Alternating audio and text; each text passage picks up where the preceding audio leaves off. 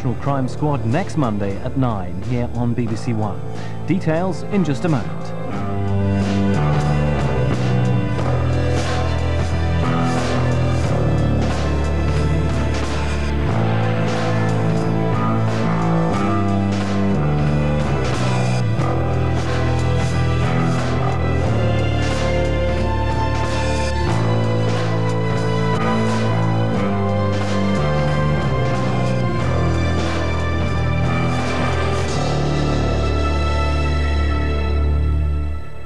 So far, you've given us a Colombian with no name, who's arriving in London to sell cocaine from a ship with no name. What do you take me for? A fortune teller? Here, have a go at this. You're gonna love this. Bailey. Richard Bailey. He's a racist, Charlie. What's the connection between Richard Bailey and what happened in that restaurant kitchen? And what's the connection between MI5 and all of it? What do you want? A race war?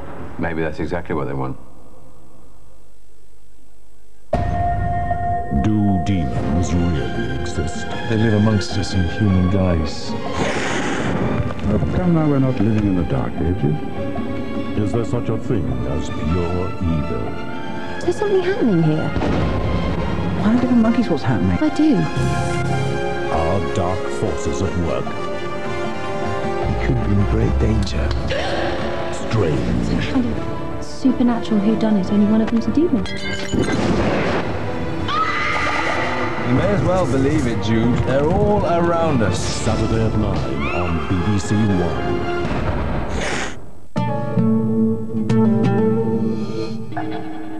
What a piece of work is a man. It is only when we forget Shakespeare that we can begin to find Hamlet. Peter Brook's Hamlet, exclusively on BBC 4, tomorrow at 9. The rest is silence. This is BBC One in London and the South East. Now at 10 o'clock, the BBC News with Michael Burke and Emily Maitlis. America's imposed tough tariffs on imported steel, threatening a trade war. Europe's already protested and said it'll take whatever measures are necessary. The only Briton to have won an Olympic skiing medal has failed a drugs test. Blood for blood, Palestinian suicide attacks trigger more Israeli raids. And the parents take on the doctors as the fate of the baby with half a face is decided in court. And in London and the South East, London teachers are to go on strike for the first time in 30 years. And 1 week on, another body is found burnt in a London park.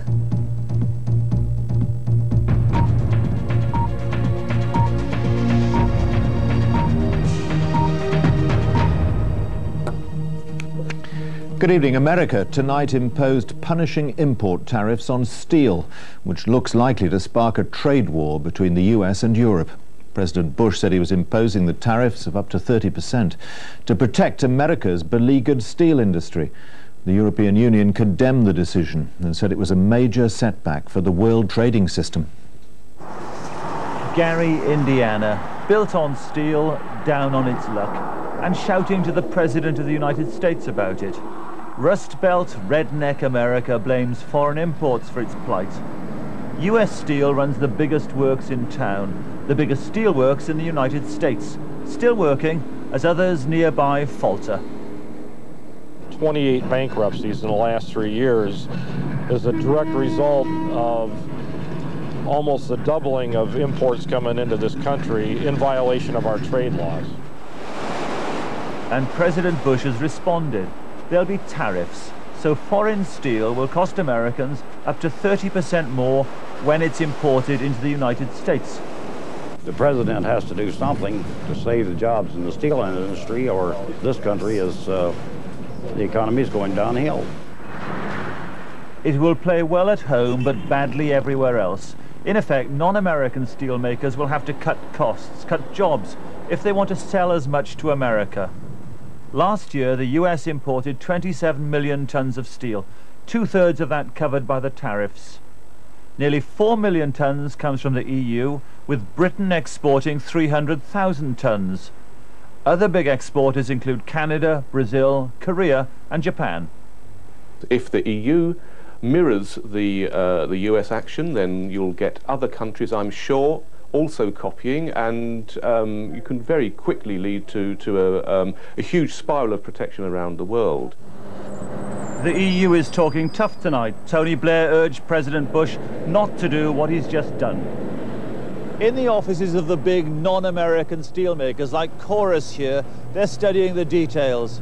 The difficulty is that with the Americans putting up the barriers, everybody else has to fight much harder to sell steel in all those markets outside the United States.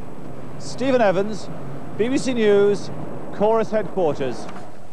Britain's only Olympic skiing medalist looks set to be stripped of his bronze after failing a drugs test. Alan Baxter's urine sample, taken in Salt Lake City, showed traces of methamphetamine, the potentially performance-enhancing stimulant commonly known as speed. Alan Baxter says he's innocent and that he had never knowingly taken any substance to improve his performance. Alan Baxter of Great Britain. This was possibly the most astonishing moment in Britain's Olympic campaign. Alan Baxter's bronze medal in the slalom was a performance which defied the conditions and many more fancied rivals. But the positive drugs test which has now followed is more astonishing still for those who know him. He just wouldn't do it. He wouldn't do that.